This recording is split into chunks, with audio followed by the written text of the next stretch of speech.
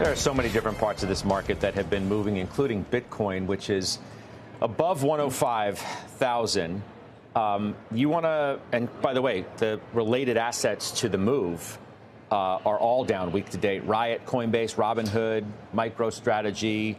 You've got Robinhood, obviously. What do you make of what's happening here? Is this just a de-risking move? We were talking about shadow markets earlier, and if you want to talk about shadow markets, there's an incredible amount of leverage in cryptocurrency. And when Trump announced the tariffs again on China, I think it was October 10th and 11th, that you actually had the largest one-day auto liquidation in crypto is $19 billion.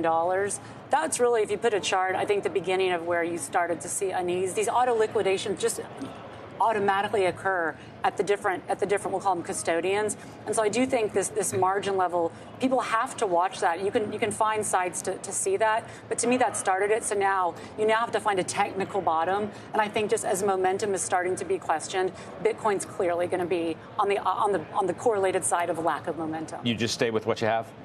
Yeah, sure. No moves, whether it's the iBit, Grayscale, well, with Bitmine. Yeah, well, BM&R, I love selling calls against that. There's so much volatility. And so I think if you don't have calls, you can still get 10% call premium for selling like 10% out of the money calls on Bitmine. So that's the way I'm going to play that and just get that income while the asset class continues to be volatile. Why? So I assume you're sticking around or what? I'm sticking around. Look, it's not a big position at all, but and it's smaller now than it was a couple of weeks ago.